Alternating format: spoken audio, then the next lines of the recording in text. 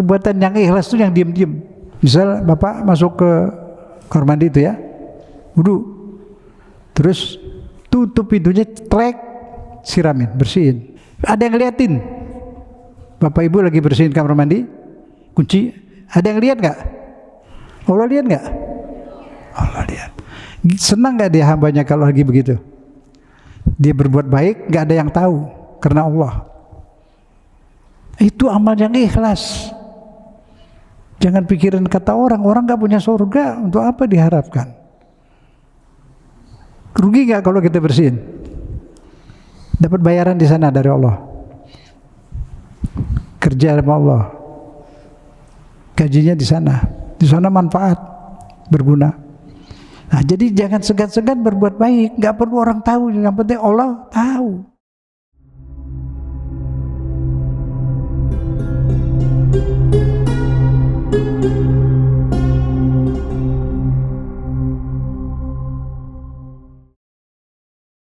Bismillahirrahmanirrahim. Alhamdulillahirabbil alamin. Wassalatu wassalamu ala sayyidina Muhammad asyrafil mursalin wa alihi tahirin wa ashabihil mayamin wa ba'du.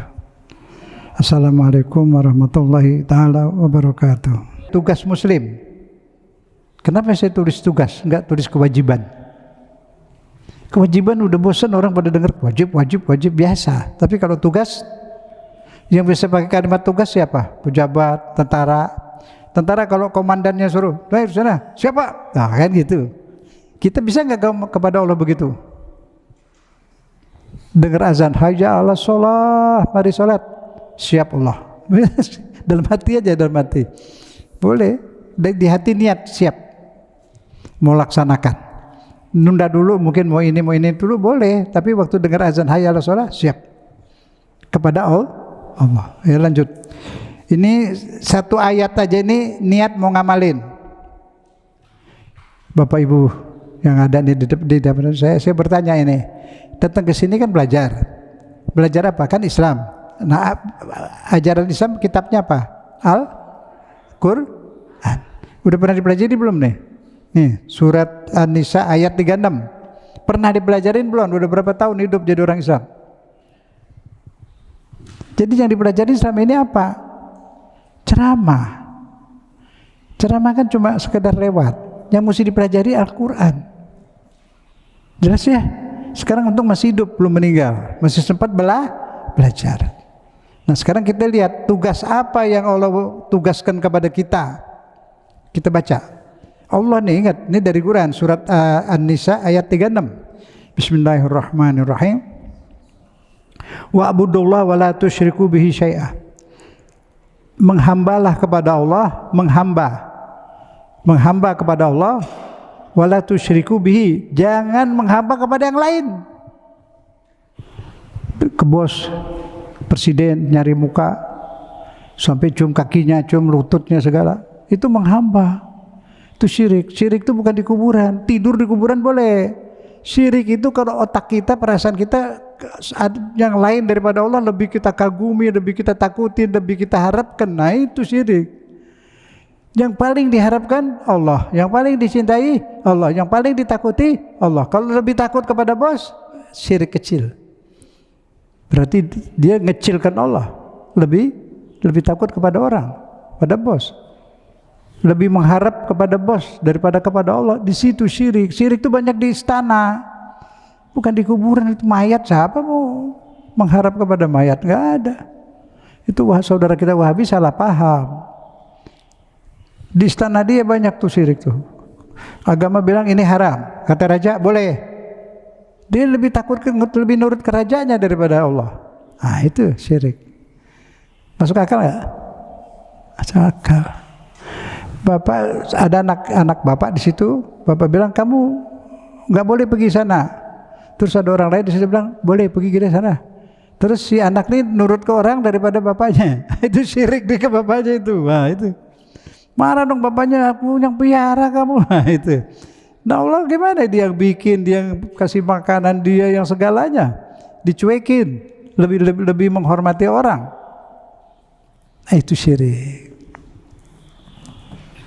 Jadi bukan ke kuburan. Kuburan mau ngapain? Wa'budullah wa la tusyriku, dan jangan syirik sedikit pun. Tadi udah tahu syirik tadi. Menganggap yang lain selain Allah lebih besar, lebih rahman, lebih ini, lebih itu, enggak boleh. Yang paling kita besarkan Allah, yang paling kita cintai Allah, yang paling kita hormati Allah, yang paling kita takuti Allah, titik. Sama yang lain dikit-dikit. Kita mau Allah, sama yang lain di bawahnya. Udah gitu. Itu namanya la ilaha illallah. Itu Allahu Akbar. Ya. Kemudian wabil walidaini ihsanah, tuh lihat.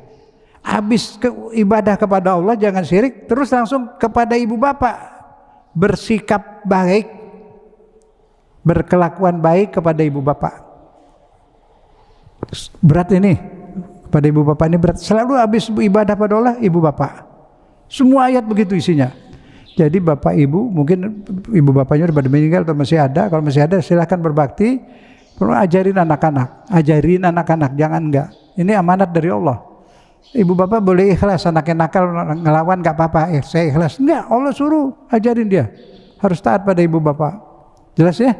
Nomor 2 tuh, ini tugas dari Allah. Tugas dari Allah. 2, 3 apa? Bizil kurba. Juga berbuat baik kepada kerabat, famili, sepupu, misanan. Tidak boleh putusin hubungan. Dosa besar. Allah marah, Allah benci orang yang mutus hubungan silaturahim. Silaturahim itu hubungan famili. Tapi dalam bahasa Indonesia hubungan sama siapa saja jadi silaturahim. Padahal asalnya di sini famili. Udah 3 nih ya. Sambil belajar, sambil ingat, mau ngamalin ya.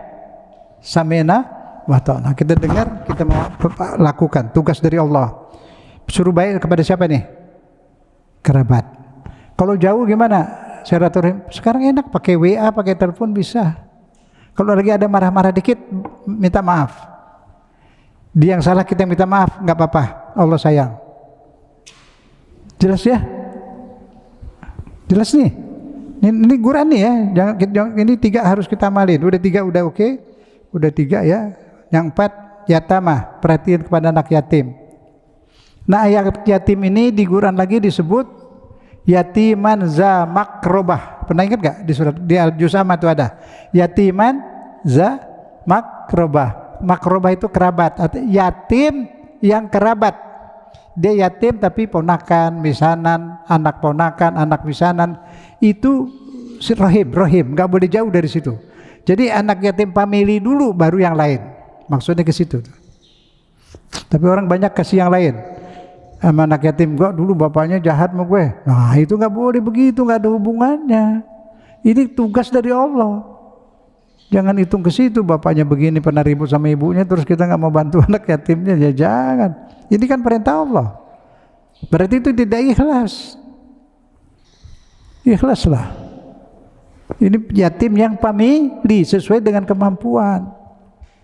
Kalau ibunya boros jangan dikasih uang lah, kasih beasiswa, beliin beras. Iya udah duitnya dikit ke salon lagi. Anaknya belum bayar sekolah belum ada. Nah jadi kalau itu berarti dia nggak pandai belanja. Kasih kebutuhannya aja sekedar. Ya tidak boleh cuek. Nggak famili nggak boleh loh. Ya nggak boleh, harus famili, harus peduli.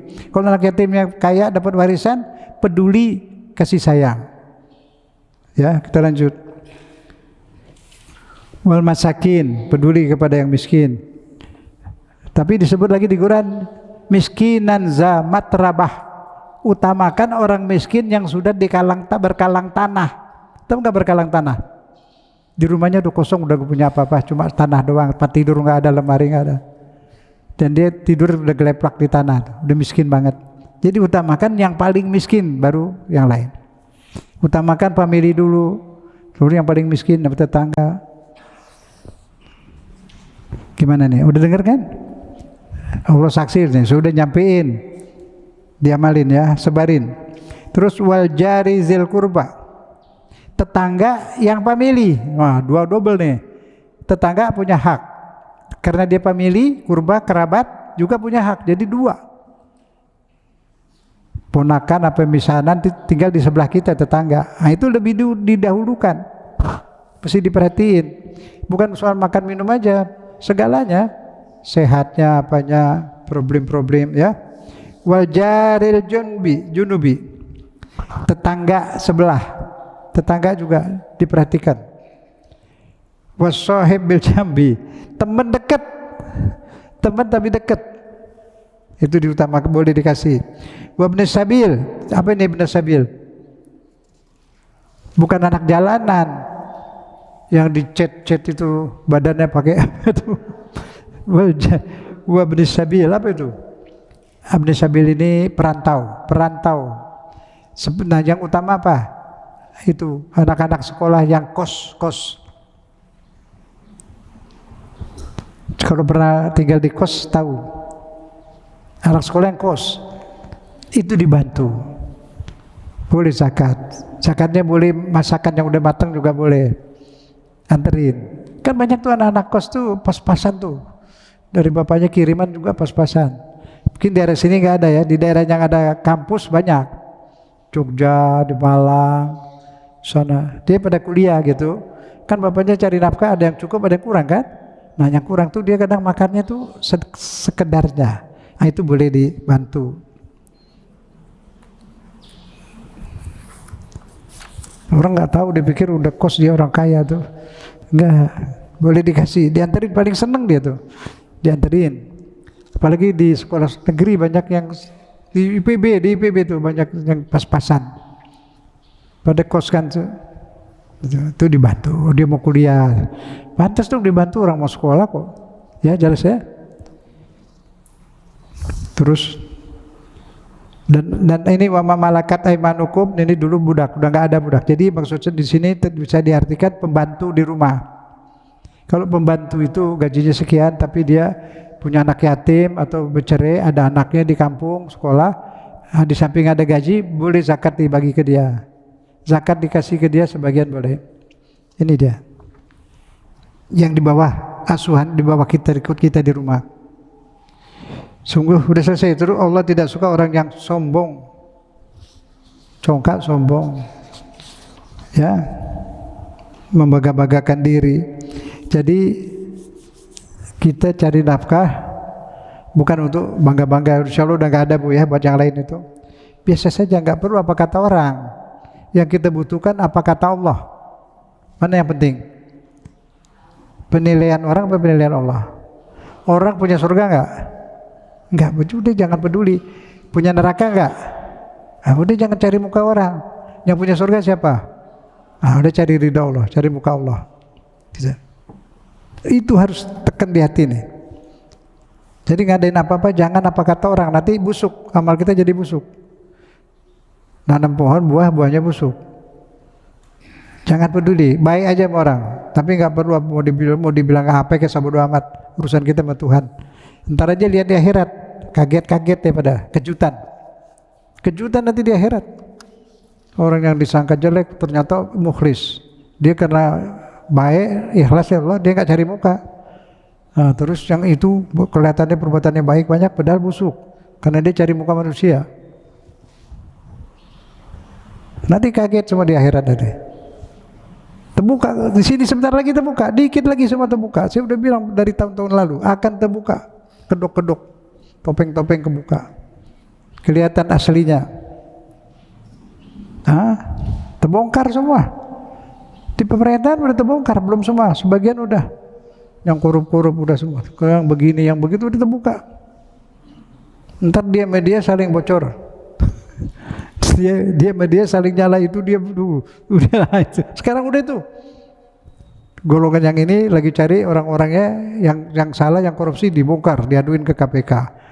Nah, dia ngaduin lagi ke KPK juga. Tadinya bareng-bareng pecah. Mulai saling suruh tangkap. Nah itu kuasa Allah. Diadu dia mereka. Itu yang suka dibacain itu. Allahumma salli ala Muhammad wa asyghiliz zalimin bizzalimin wa akhrijna min bainihim salimin. Allah salam Muhammad wa asyghilin, sibukin adu orang zalim sama orang zalim beradu. Wa akhrijna, keluarkan kami selamat, enggak ikut kena kezaliman. Ini kan ada partai itu lagi pecah. Lagi saling bongkar rahasia. Lagi saling bongkar rahasia itu. Kuasa Allah. Gak ada yang bisa kezaliman berkuasa, gak bisa. Oke, terus. Nah, sekarang ini dibahas satu-satu dari tugas-tugas yang tadi itu di kitab tuh, wa'budullah. Ini diartiin. Nah, sekarang halaman 2, iyyaka na'budu wa iyyaka nasta'in. Coba apa artinya tuh? Ya Allah, hanya kepadamu saja kami menghamba. Ya Allah, hanya kepadamu saja kami meminta. Boleh minta bayang, boleh. Artinya menumpu harap. Ini sebenarnya menumpu harap. Hanya kepadamu saja aku menumpu harap. Menumpu harap. Mengharap dari dokter biar sembuh, mengharap dari orang boleh. Tapi menumpu harap, menumpu itu artinya kamu langsung, kau satu-satunya, kepada Allah saja. Baik, sekarang ini namanya apa? Saya sudah kasih tahu dulu. Iyyaka na'budu wa iyyaka nasta'in namanya apa? Doa. Apa doa apa ini? Bukan doa. Janji. Siapa yang janji? Kita. Janji kepada Allah, ya Allah, saya hanya menghamba kepadamu, saya tidak mau menghamba kepada yang lain, saya mau tidak tundukin kepala saya sujud ke bawah kepada yang lain, hanya kepadamu. Aku hanya nurut kepadamu. Itu artinya kita janji sehari berapa kali? 17 rakaat, 17 kali. Itu sholat fardu. Di luar sholat, jangan lupa ini janji, jangan asal bunyi lah. Janji ini. Siapa yang janji? Kita janji mau nurut. Janji nggak mau mengharap kepada dukun, kepada patung, kepada apa itu bambu kuning segala macam. Hanya mengharap kepada Allah. Janji. Kalau kita janji kita sendiri nggak tahu gimana? Kalau bikin surat perjanjian atau perikatan jual beli di notaris kayak di mana, di bawah ditulis apa? Ini saya tanda tangani, saya yakini dan saya lakukan ini atas kemauan saya sendiri, tidak ada paksaan dari siapapun. Ada yang paksa nggak suruh baca ini? Hah? Baca iyyaka na'budu, ada yang paksa nggak? Enggak kan? Isinya apa? Janji kepada Allah. Yang pertama janji apa? Tidak mau menghamba kepada selain Allah. Yang kedua, tidak mau mengharap, menumpu harap kepada selain. Itu janji, jangan lupa. Ajarin anak-anak, ajarin ini janji nak. Kamu janji pada Allah 17 kali sehari. Masa lupa? Coba kita sekarang janji sama Allah 3 kali bareng ya. Tapi sambil paham artinya, sambil merasa lagi janji. Ayo bismillah. Bismillahirrahmanirrahim. Iyyaka na'budu wa iyyaka nasta'in. Ini kannya jangan dipindahin ke na'budu ya. Iyyaka na'budu. Enggak boleh tuh. Berubah artinya. Iyyaka na'budu, jangan kana. Kafnya ada di depan. Iyyaka. Iyyaka berarti dikit aja. Na'budu. Jadi hanya kepadamu aku menyembah. Kalau enggak hanya ke muku menyembah. Oh, enggak bisa dong. Munya jangan dia ada di situ di depan. Ini kayak iyyaka jangan dipotong. Dipindahin ke ka, jangan. Jelas kan? Iyyaka na'budu gitu. Iyyaka na'budu. Iyyaka na'budu. Wa iyyaka nasta'in. Gitu. Kita suka lupa. Iyyaka na'budu. Jadi kana na'budu. Kafnya ada di kata kedua. Iyyaka na'budu. Enggak. Kanya ada di iyyaka. Iyyaka na'budu. Berarti dikit aja. Iyyaka na'budu. Wa iyyaka nasta'in. Lihat ini kafnya ada di iya apa di na'budu? Di iya kan? Nyambung ke iyyaka. Iyyaka. Jadi jangan dipotong. Yuk kita janji sama Allah. Perbaharui janji. Ayo bismillah. Janji beneran dari hati ya. Bismillahirrahmanirrahim. Allahumma sholli ala Muhammad wa ali Muhammad.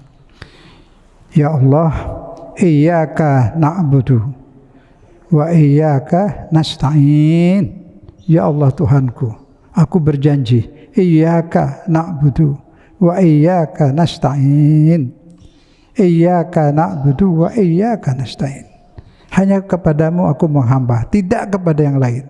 Hanya kepadamu aku menempuh harap, tidak kepada yang lain.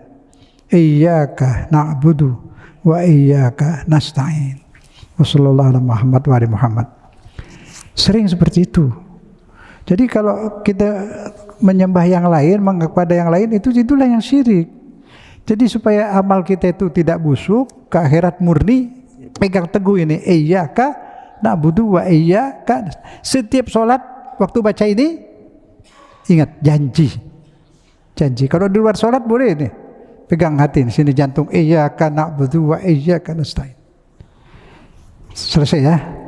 Ini kan penting ini, tauhid. Jadi bukan hafalan, perasaan.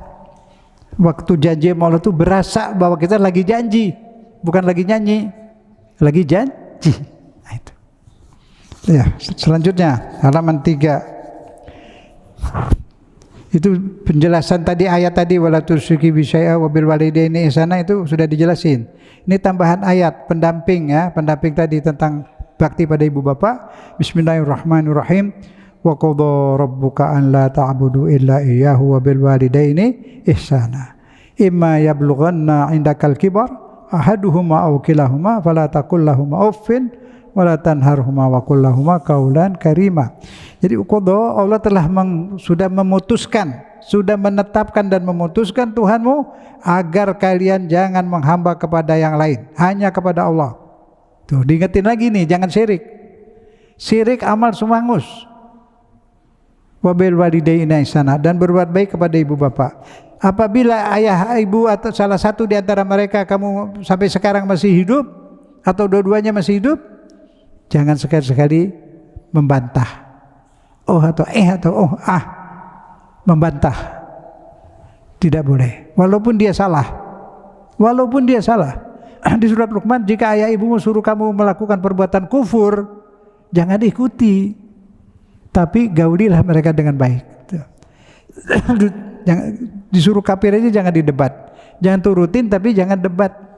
Kalau yang hidup masih hidup, bapak ibunya masih hidup atau salah satu masih hidup, terpulang minta maaf lah. Wala tanharhuma, jangan bentak. Wa qul lahuma qawlan karima, berkatalah dengan dia dengan perkataan yang indah, yang sopan, yang mulia. Tuh lihat, karima. Kasih tahu anak-anak, ibu bapak wajib nih sampai anak-anak, bawa diktatnya itu, tunjukin, ajak diskusi anak-anak yang SMP, SMA. Begini, duduk berapa ibu bapak duduk bareng, nama semua, itu anak suruh baca. Kalau yang udah SMP, SMA kasih nih, tolong baca nih, kita dengerin, bapak ibu dengerin. Pura-pura mau dengerin, biar dia yang baca, kan dia baca aja udah masuk terus. Ya, masih begitu di rumah tuh ada begitu. Rajin baca, diskusi tentang agama. Apalagi anak sekarang, ajak cara diskusi gitu lebih mudah. Terus apa lagi itu?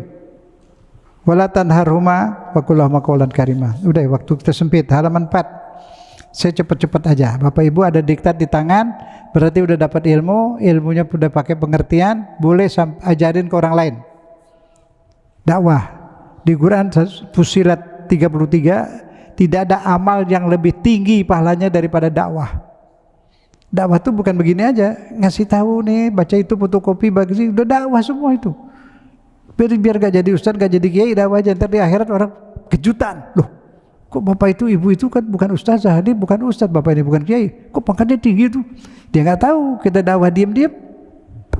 Nah itu perbuatan yang ikhlas itu yang diam-diam. Misal bapak masuk ke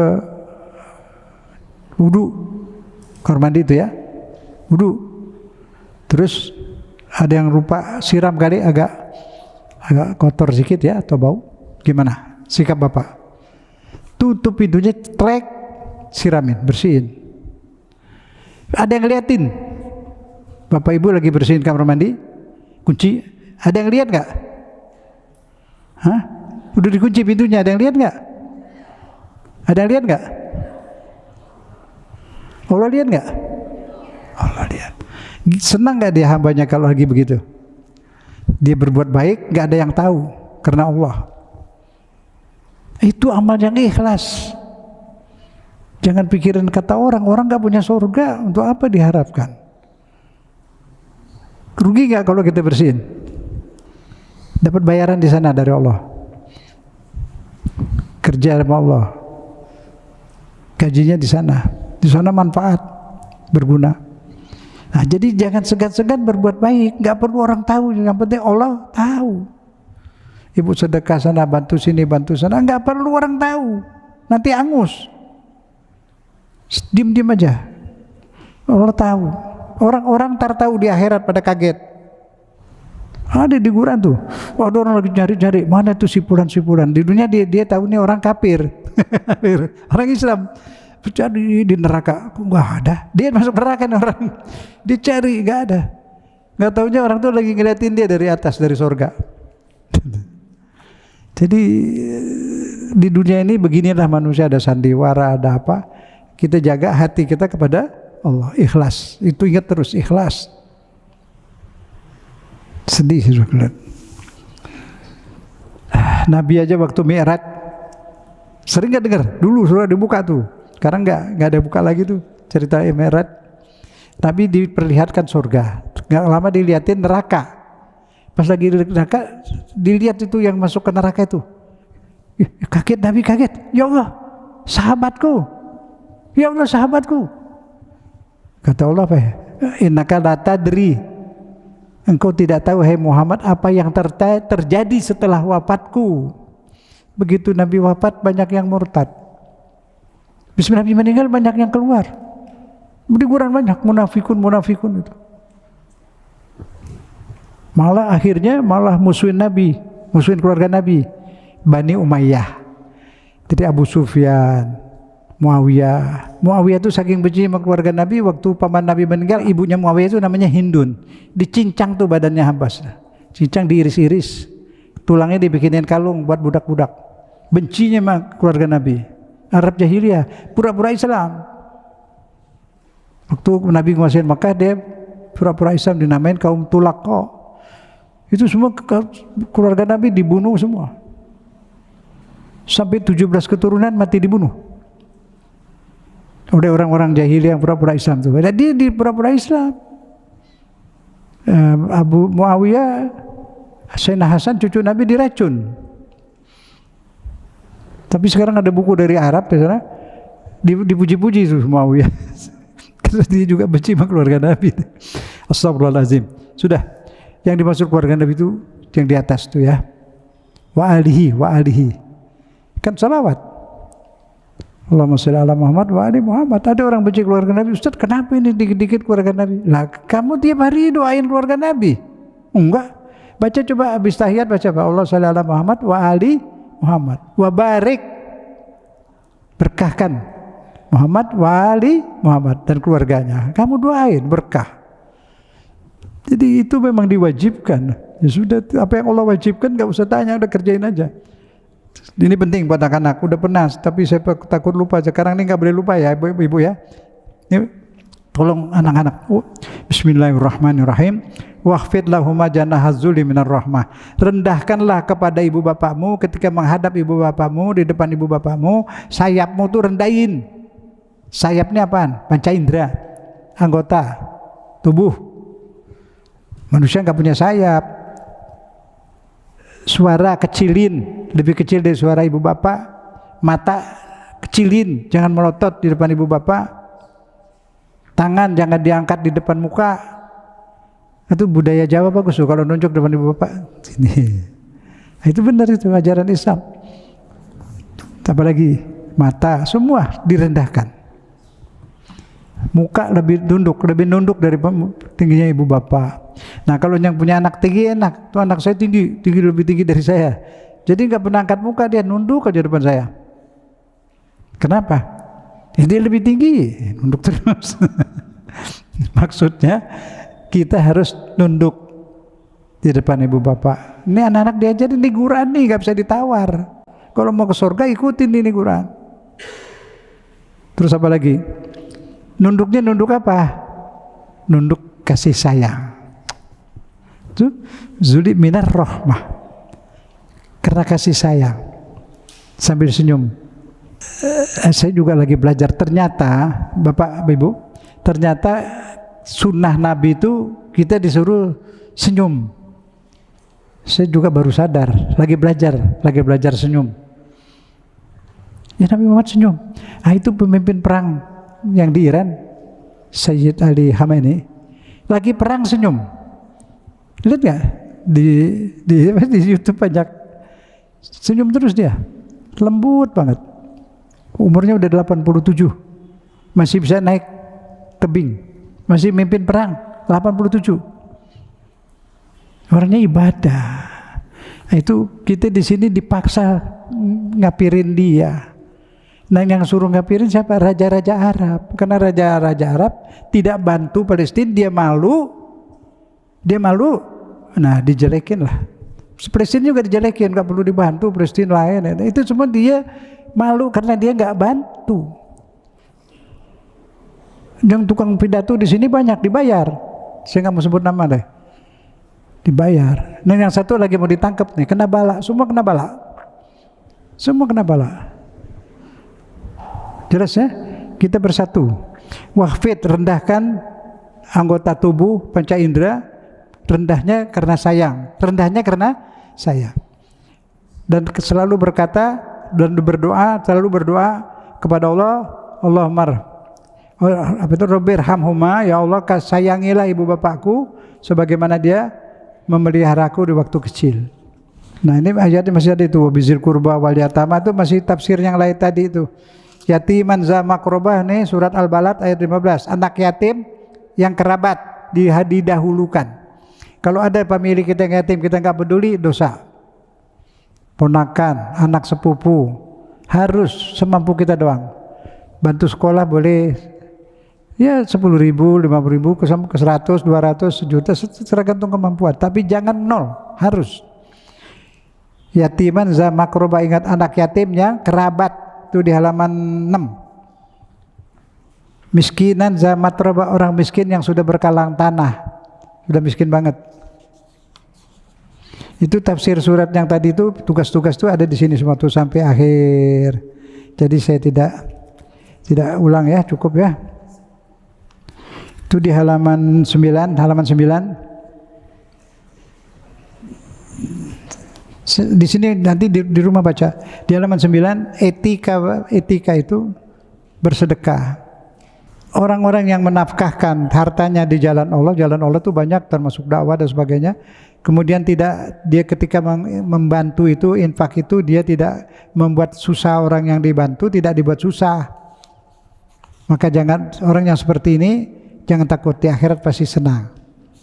Ketika dia bersedekah tidak diikuti dengan makian, tidak diikuti dengan makanya kamu jangan malas-malas dong. Nih kasih nih, jangan malas ya, domelin. Nah nggak boleh, nanti ngomelnya lagi. Kalau waktu ngasih sopan, nanti dia tersinggung, kesian, sakit hati dia.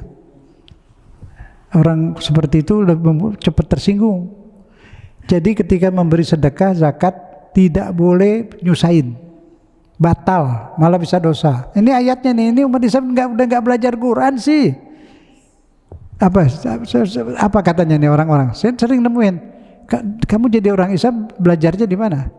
Ya banyak lah. Tapi kan kamu dalilnya cuma katanya kan, bukan Quran. Iya.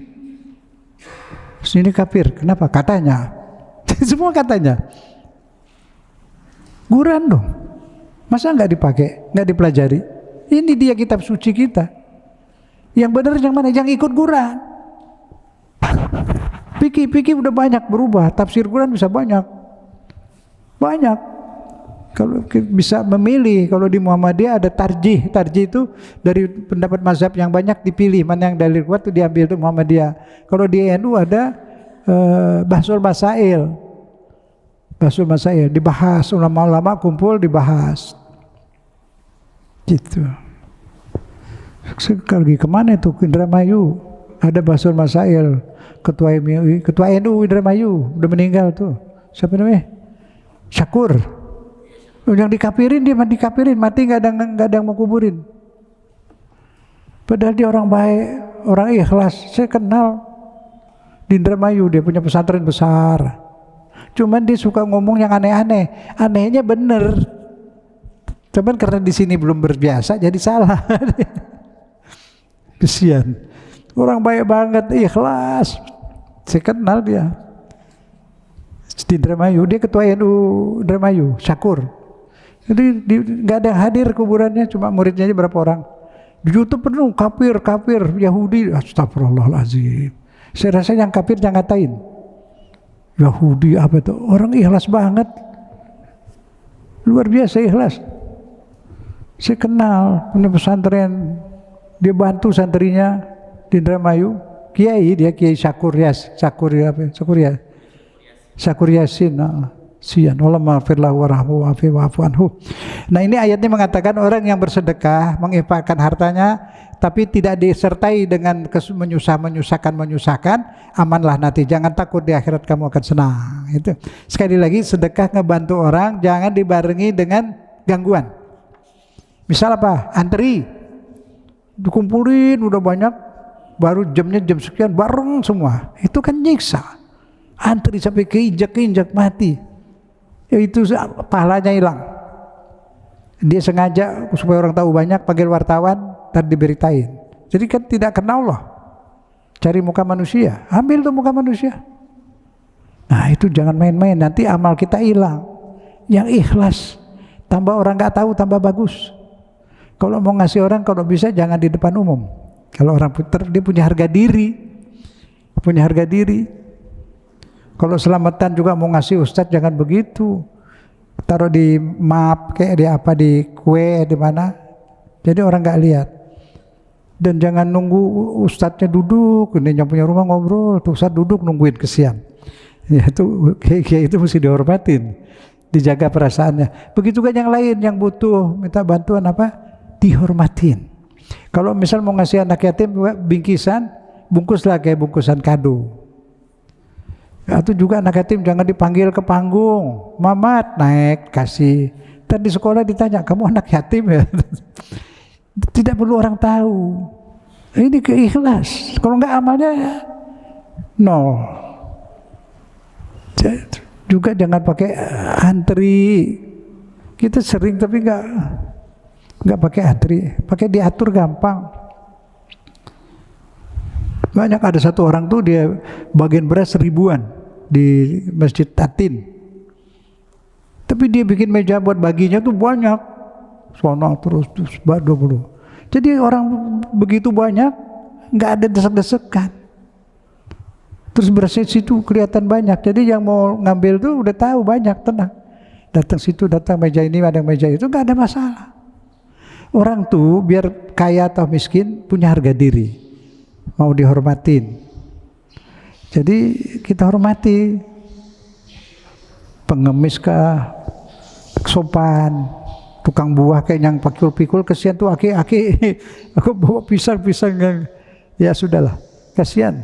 Aki-aki dia mungkin buat anak cucunya itu. Belilah, nggak usah nawar. Kalau beli mobil nawar.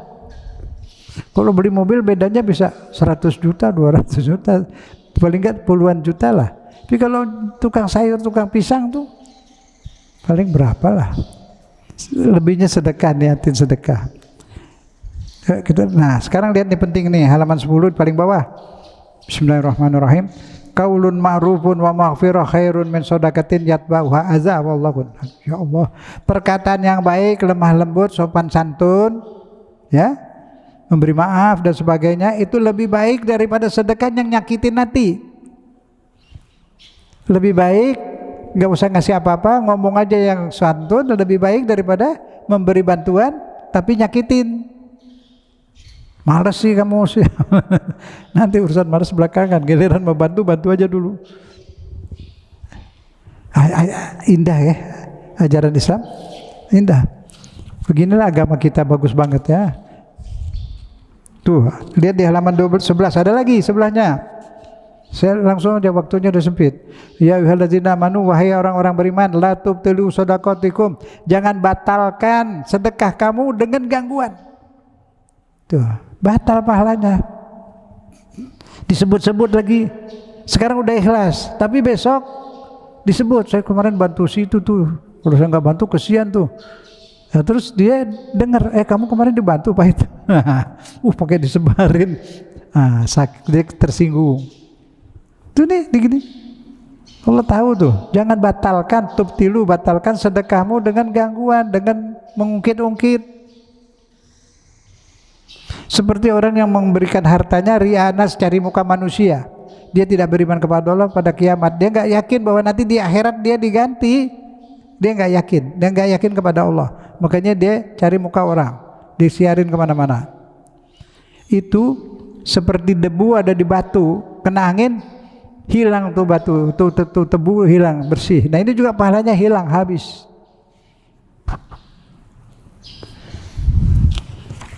Tolong disebarin ya kalau lagi ngobrol-ngobrol. Sampein apa yang kita dapat dari sini, sampein sambil ngobrol. Dakwah, banyak orang nggak tahu. Kesian nanti dia udah sedekah banyak, hilang. Harus ikhlas karena Allah. Nanti kalau nagih kepada Allah, saya udah banyak nih, udah umroh, udah sedekah segala macam. Kok nggak ada apa-apanya? Nol. Kenapa? Kamu kan waktu itu minta pahala dari orang, minta dipuji orang. Kamu kan sudah dapat pujian, ya sudah. Kok minta sama saya? Kamu nggak karena saya, lo nggak kasih. Nah tuh, tutup jangan orang tahu. Tambah orang nggak tahu, tambah bagus.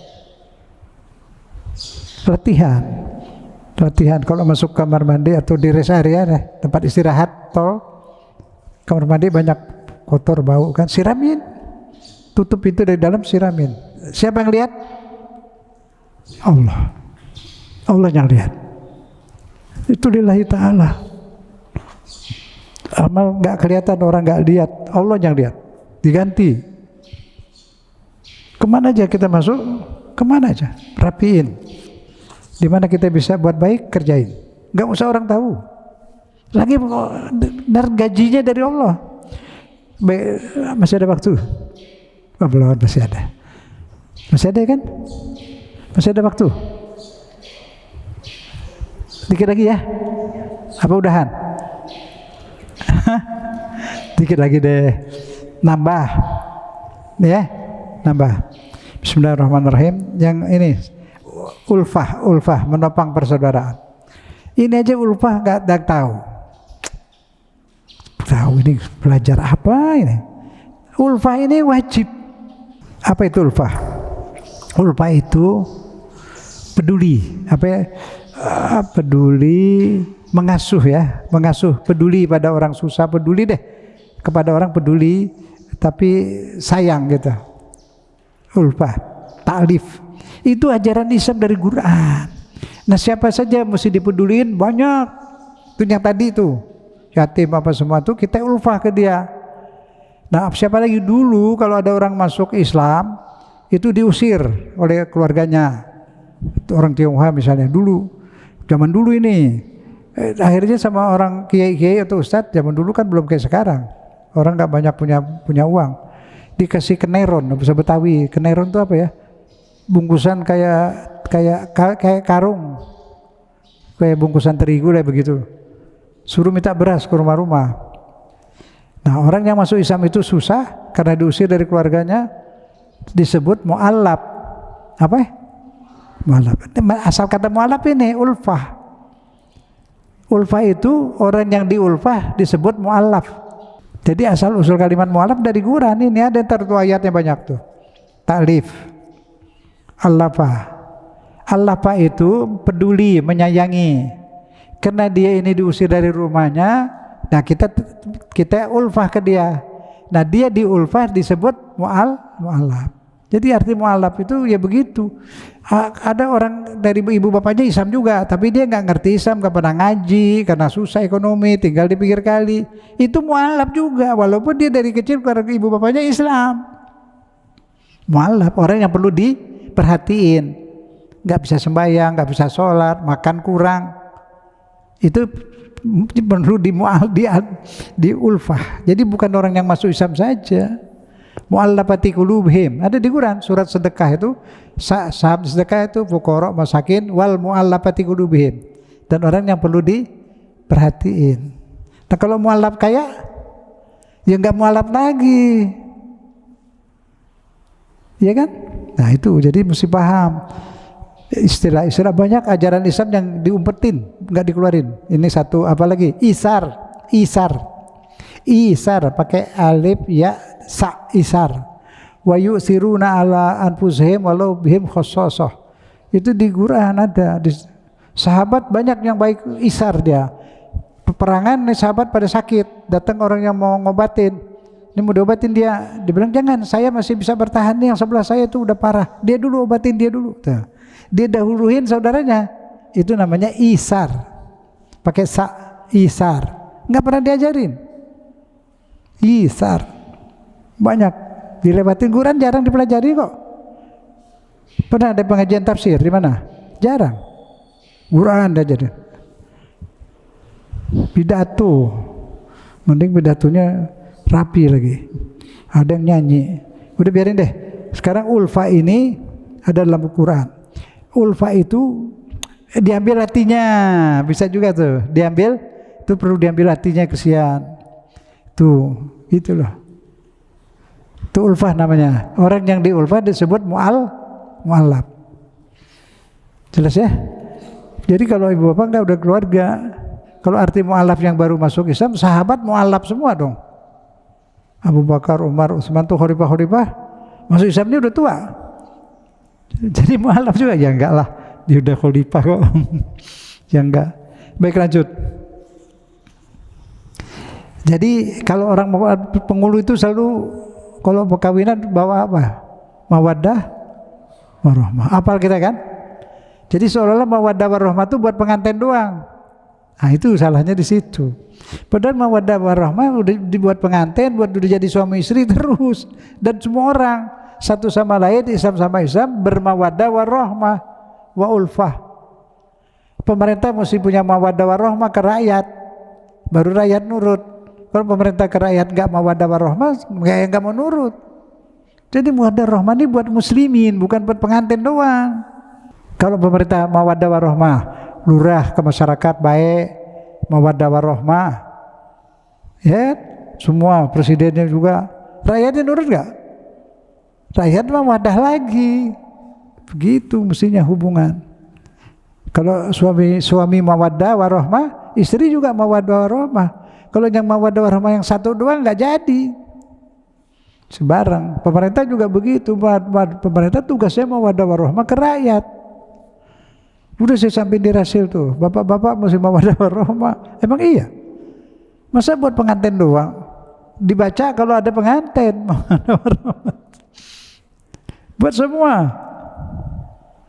Kita di rumah nanti kita udah niat pakai mawaddah warahmah, ada marah juga, tapi jarang. Tapi kalau nggak ada niat mawaddah warahmah, marah terus.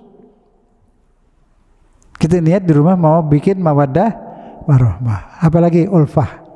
Ulfah sebelum yang lain sama anak dulu ulfah. Ya kalau anak kita ulfah, dia bukan mu'alaf lah. Itu kan istilah. Tuh di halaman 2. Wazkuru nikmatallahi alaikum iz kuntum ada fa'allafa baina qulubikum. Tuh. Orang Arab dulu perang satu sama lain, jahiliyah. Kemudian Allah ta'lifkan, Allah satukan hati mereka. Allafa. Tuh, dipeduliin, hatinya dibikin saling sayang. Pas batu bini mati ikhwana, mereka bersatu. Nah terus udah bersatu maju, tinggalin lagi Quran, balik jahiliyah lagi. Sampai sekarang. Jadi taklif antar famili, bapak ibu kayaknya ada, biasa ada arisan keluarga ada ya. Arisan keluarga. Nah itu arisan keluarga tuh udah bagus. Silaturahim berarti lewat arisan. Tapi jangan arisan doang, di arisan itu nanti ada bikin kas. Kalau di antara keluarga ini ada yang butuh, sudah ada kasnya. Ada yang meninggal, anaknya sekolah, dilanjutin sekolahnya, dikasih beasiswa buat bayaran sekolah dari kas keluarga. Kas keluarga. Ada yang kawinan dibantu apa sajalah. Nah itu juga tadi mengamalin ayat tadi, zawil kurba, peduli kepada famili. Apa gotong royong ya bikin itu persatuan. Itu arisan deh paling tepat. Kumpulkan waktu arisan. Nah di situ ada kas, masukin kas. Yang dapat masukin kas berapa gitu. Terserahlah. Nah, nanti ada yang susah, sudah ada. Nanti kalau kurang baru kumpul keluarga ngasih sarangan berapa tuh, ada perlu ke rumah sakit, ada perlu apa macam-macam. Itu kewajiban family. Pergi dia bikin silaturahim lah atau arisan namanya, tapi nanti menjalankan kewajiban. Kalau ada yang susah, tapi peduli rame-rame ini keluarga ini. Kecuali kematian. Kalau kematian itu fardu kifayah yang mesti membiayai ongkos-ongkos kematian dibebankan kepada masyarakat setempat, bukan keluarga, masyarakat. Disebut fardu kifayah. Satu RW paling tidak, satu RT RW. Yang rumah yang kematian tidak boleh ngadain makanan, minum, semua makan boleh, minum boleh, tahlil, minum kopi boleh. Uangnya dari masyarakat. Kumpulin di masjid. Sediain kain kapan, sediain kerangka, sediain kuburan di mana, semua udah rapi. Waktu meninggal, yang punya rumah lagi sedih, lagi susah, jangan dibebanin lagi macam-macam. Diurus sama masjid. Sampai biaya tahlil, boleh tahlilan boleh. Yang nggak boleh caranya yang salah. Yang salahnya gimana? Orang udah miskin meninggal dibebanin biaya, dan nggak boleh kasih amplop buat sholat jenazah. Kesian orang yang nggak punya nanti. Saya pernah nemu itu yang nggak punya, rumahnya aja bolong. Kita bawain ini, dia takut dibekot, tetap dia minjem duit, renten lagi, buat ongkos tahlilan. Barang ongkos tahlilan minjem sama tukang renten. Kemana itu fardu kifayahnya? Kalau orang miskin bukan jamaah ngambil uang dari situ, dibagi. Dulu bener, dulu yang sekarang salah. Dulu kalau orang kematian tuh ada toples, toplesnya dibawa taruhin beras, orang masukin uang ke situ.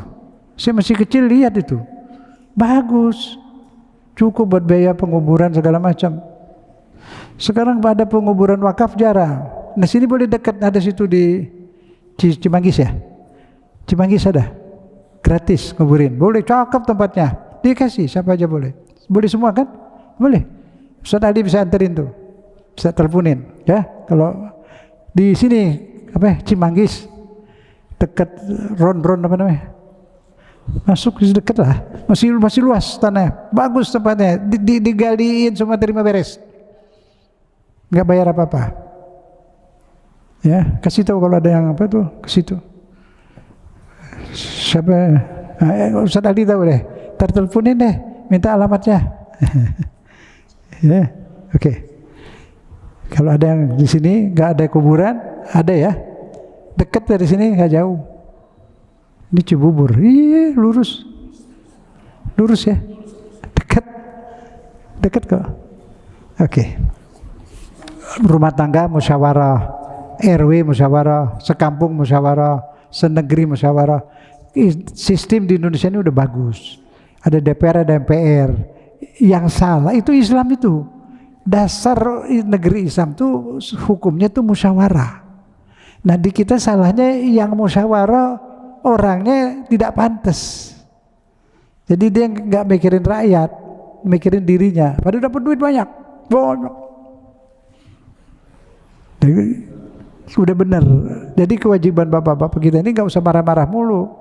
Nanti milih anggota DPR, pilih orang yang memperhatikan rakyat, orang yang baik, yang jujur. Jadi jangan ngomel-ngomel, yang salah kita kok. Semua kan keputusan DPR MPR. Nah yang milih DPR MPR siapa? Rakyat. Nah itu. Jadi cerdaskan tuh anak-anak. Pilih orang jujur, orang baik. Kalau di DPR MPR sudah orang baik, negeri ini baik. Kan dia yang bikin peraturan, dia yang bikin kebijaksanaan. Di Islam memang begitu, nggak perlu tulis Islam sepanduk-panduk lain itu, bukan begitu. Yang diislamin orangnya yang Islam, dari presiden sampai ke bawah supaya Islam. Anggota DPR-nya Islam, yang Kristen suruh jadi Kristen terus, yang Buddha jadi Buddha lah. Yang Islam, dia jadi anggota DPR sebagai Muslim, dia pasti ngeluarin pendapat yang sekarang bagaimana? Yang milih siapa yang milih? Nah itu ke situ mikirnya, siapa yang milih? Dikasih duit kenapa mau? Pinter dikit, ambil duitnya, jangan pilih yang baik. buat ini ngurusin anak-anak kita, cucu kita di negeri ini. Yang milih orang jahat dosa loh. Kalau dia korupsi dapat komisi dosa. Kenapa pilih dia? Nah ini itu mesti pinter. Kesian, memang ustadz-ustadz dipakai buat kampanye supaya orang pilih. Tapi kalau yang naik itu orang nggak benar gimana?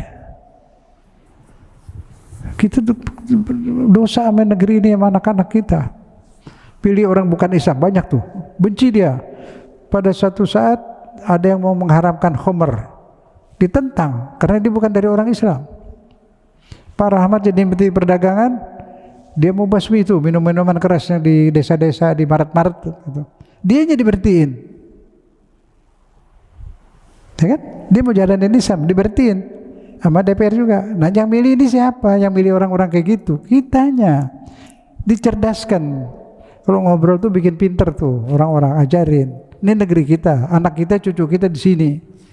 Pilihlah orang yang baik, gitu. Lanjut dikit lagi ya. Tuh, ada di sini memperbaiki negeri. Negeri masih Islam mayoritas. Perbaiki. Tuh orang-orang yang sudah dekat dengan Allah itu, dia berdirikan sholat, tapi dia selalu bermusyawarah. Suami mimpin rumah tangga, tapi tetap musyawarah. Ibu juga bilang suami mau mindahin lemari ke ruangan situ, permisi dulu sama suami, bilangin, Pak ini mau dipindahin sini gimana? Jadi nggak ribut. Tapi bapak juga kalau urusan rumah boleh musyawarah sama istri.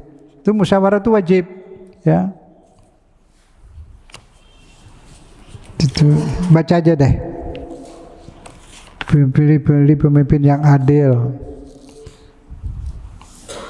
Itu di surat terakhir halaman 9. Halaman 9 itu janji Allah di surat An-Nur. Allah berjanji akan kepada orang beriman dan yang beramal soleh, la yastakhlifannahum fil ardh, akan dibikin memimpin dunia. Umat Islam bisa menang. Ada syaratnya di bawah. Terus wa yumakkinanna dinahum, agamanya akan dikuatkan. Terus akan diganti dari kalah menjadi kuat. Syaratnya apa? Ya'budunani wa la yusyrikuna bi syai'. Dia menghamba kepadaku, tidak syirik sedikit pun. Itu dari semua syaratnya syirik-syirik di ayat itu semua, jangan syirik. Menghamba kepadaku jangan syirik. Karena yang paling bahaya itu syirik. Selain syirik bisa dimaafkan. Syirik tobat. Syirik itu di mana? Enggak kelihatan syirik itu, enggak kelihatan, ada dalam hati. Di dalam hati. Di dalam pikiran. Niat kita, isi pikiran, isi perasaan. Hanya kepada Allah.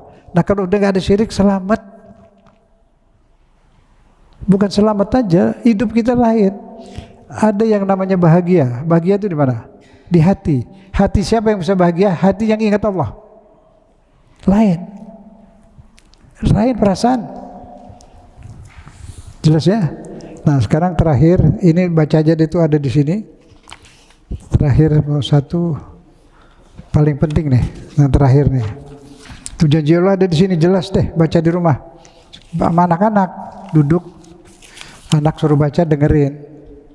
Jadi itu anak udah nggak langsung udah ikut belajar.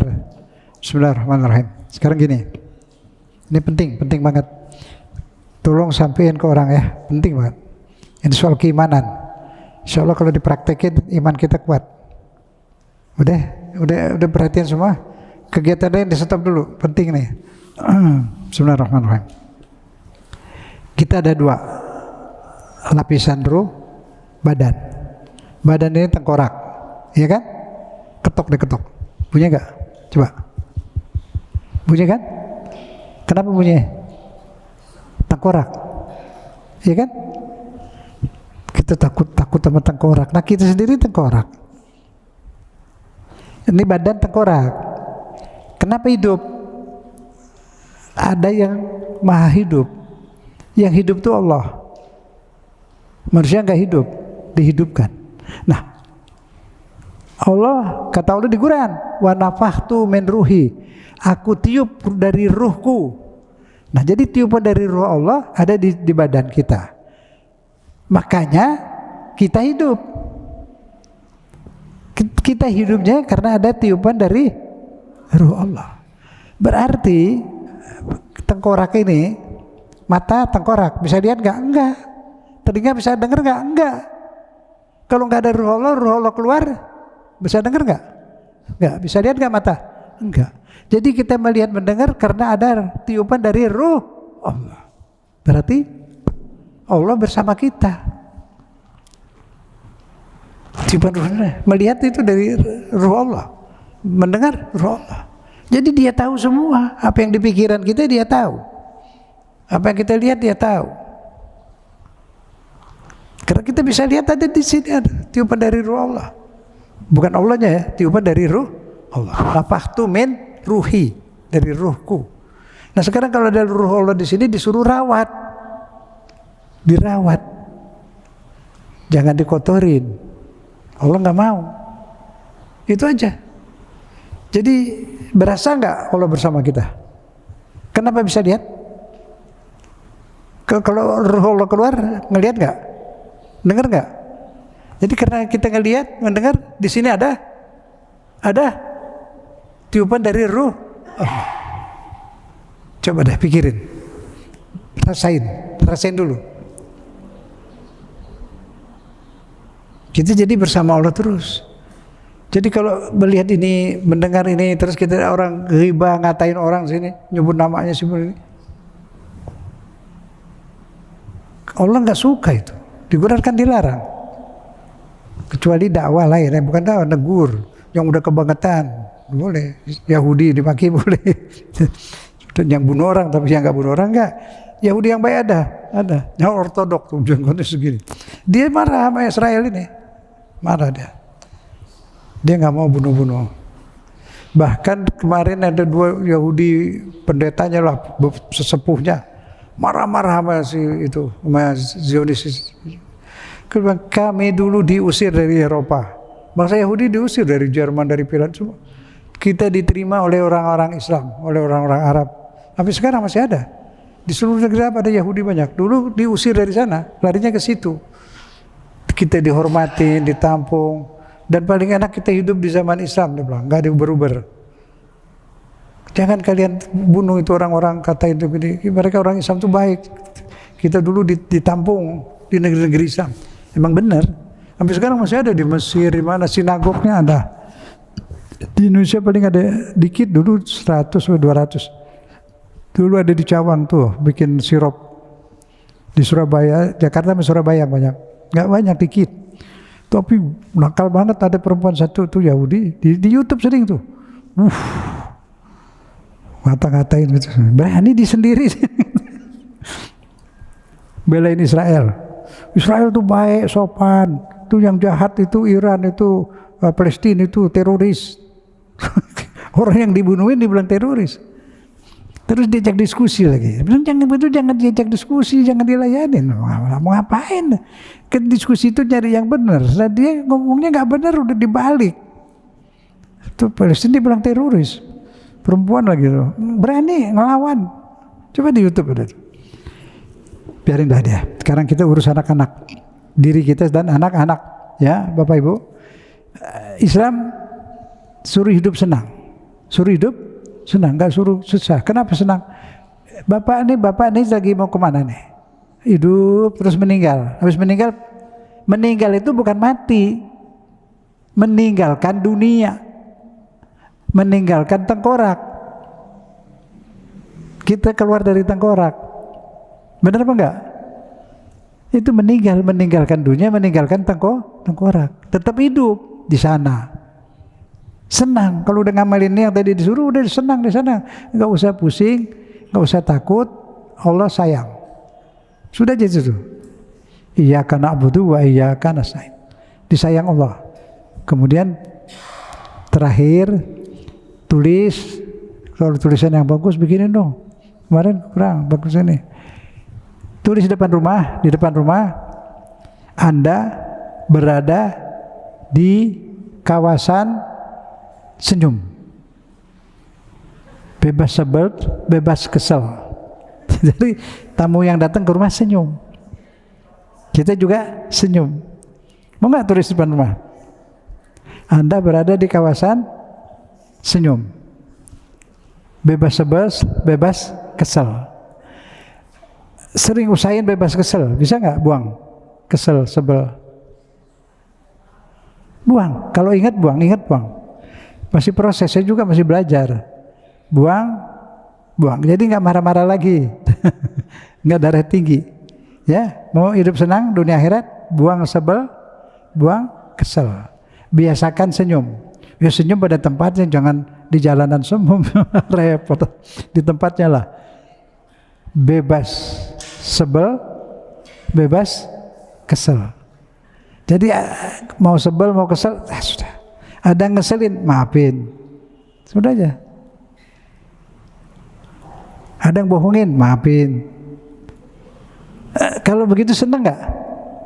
Senang. Kalau bisa senang, kenapa nggak mau senang? Ya kan? Bebas sebel, bebas kesel. Yang ada senyum. Belajar, saya juga belajar senyum. Itu saya dari kami ini senyum terus, lagi perang senyum. Lembut banget. Oke, berasa. Udah ya? Udah, yang penting dipakai lah, insyaallah. Tapi jangan lupa jangan satu tuh, biasain senyum. Biasain senyum. Di rumah paling enggak. Bebas kesel, sebel, buang. Emang ada yang masukin pegel kesel kemari? Ada nggak? Nggak ada. Yang bikin kesel siapa? Orang yang bikin kesel. Yang masukin ke sini kita. Coba maafin. Kesel nggak? Enggak. Ya udah. Hidup senang lah ya, insyaallah. Wassalamualaikum.